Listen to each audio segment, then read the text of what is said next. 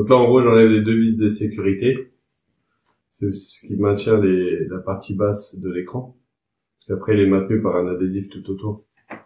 Ensuite, on fait quoi? On va le mettre à chauffer 5 minutes.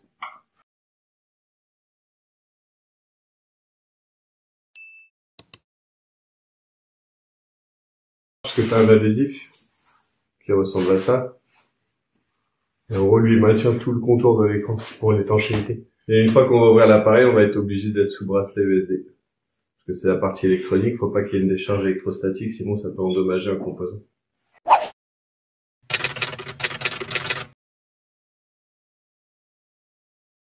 On le met en contact avec la peau. Et après, on va le relier à la terre avec justement ce bracelet qui va servir à décharger en fait toutes les charges qu'on aurait sur nous.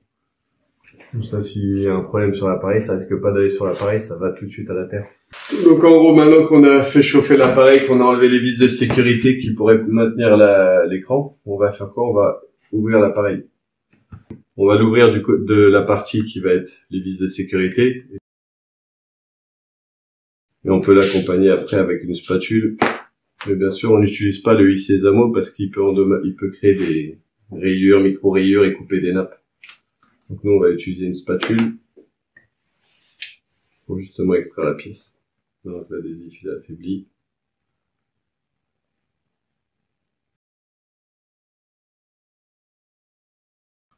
Là, ce qu'on va faire, c'est qu'on va extraire toutes les vis situées sur la partie du blindage. On a 4 petites vis, je sais pas si ça se voit bien.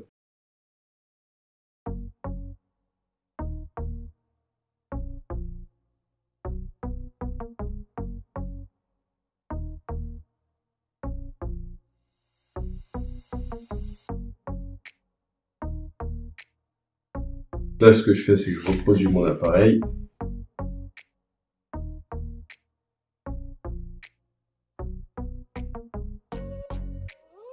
Donc là, on retire le blindage qui maintient l'écran. On branche l'écran tout en faisant attention parce que la batterie n'a toujours pas été enlevée.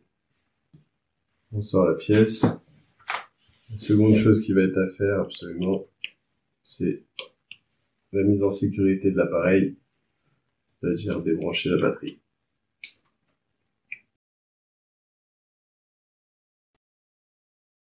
Donc là, on a mis l'appareil en sécurité. On va pouvoir s'intéresser à l'écran. Donc sur l'écran, on a une partie qui est importante, c'est le module écouteur qui est situé ici. Dessus, vous avez une pièce qui est importante, c'est pour le Face ID. Si vous l'endommagez, votre Face ID fonctionnera plus sur l'appareil. Il faudra l'envoyer en réparation, c'est en soudure, micro-soudure. Et là, ce qu'on va faire, c'est qu'on va extraire le blindage qui maintient. On compare toujours les deux pièces, d'accord? On regarde, on a une partie qui est là avec sans blindage et donc il y a le module écouteur à transférer sur cette pièce. On a le blindage à transférer sur la nouvelle pièce également. Et après, on réassemblera l'appareil. La première étape, c'est de désassembler l'écran. Attention aussi aux vis, parce que les vis, elles ont toute une forme différente et une taille différente.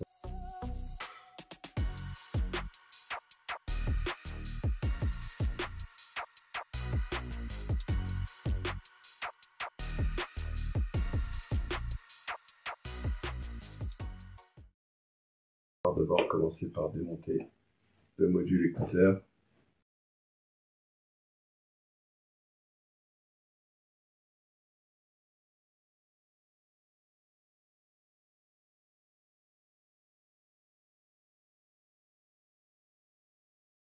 Là, on va transférer l'écouteur. Ce qu'il faut absolument penser, puisqu'il y a beaucoup de centres de réparation qui l'oublient, c'est d'enlever l'opercule qui sert au dissipateur thermique. Ce qui fait qu'après, les appareils ils surchauffent. Ensuite, on repositionne notre pièce à l'intérieur de nos guides.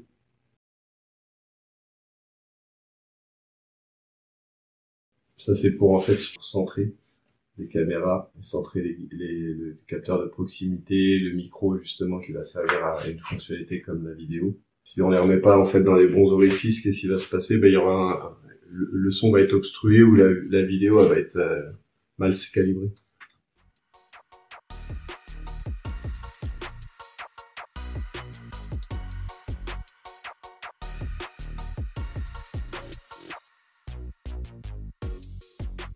On va se concentrer maintenant à la remise en conformité de l'appareil. Ce qu'on va devoir faire, c'est retirer l'ancien adhésif qui servait à l'étanchéité. Donc là, j'utilise un stylet pour justement ne pas rayer la cosmétique.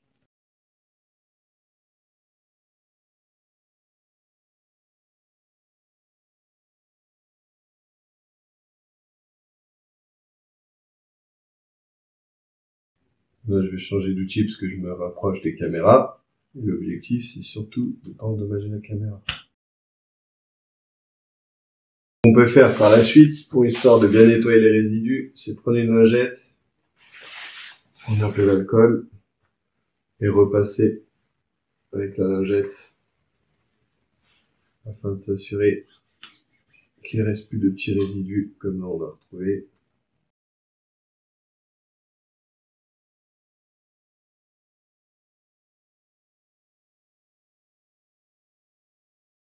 Donc une fois qu'on a notre support qui est propre, on va repositionner le nouvel adhésif avant de repositionner l'écran, sinon on ne pourra pas repositionner à cause de l'écran.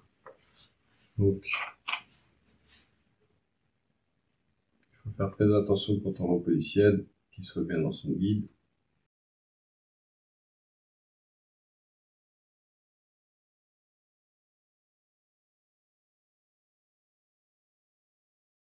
Là on est bon, on a positionné l'adhésif. Maintenant ce qu'il va falloir faire, c'est retirer l'adhésif.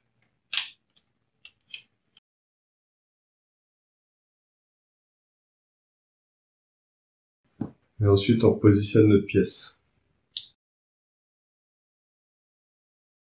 On fait attention de ne pas appuyer sur le bouton d'allumage.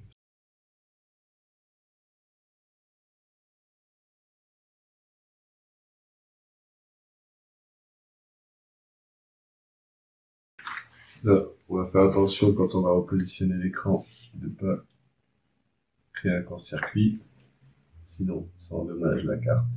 On a repositionné l'écran, on récupère le blindage et on récupère l'emplacement des vis.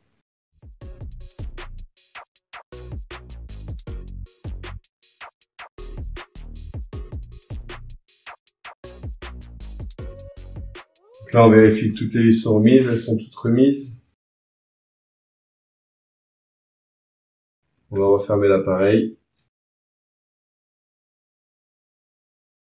On va commencer par la partie haute, parce que justement les vis de sécurité sont en bas. Et tout doucement, on va accompagner la pièce. Et ensuite, on va utiliser une presse qui va servir justement à recréer l'étanchéité. Donc une fois qu'on a fini, on doit presser l'appareil. En gros, on met l'appareil à l'intérieur de la presse et on vient presser l'appareil. On presse l'appareil, ça dure 30 secondes à peu près sur la marque Apple. Ok, une fois qu'on a fini de presser, on remet les vis de sécurité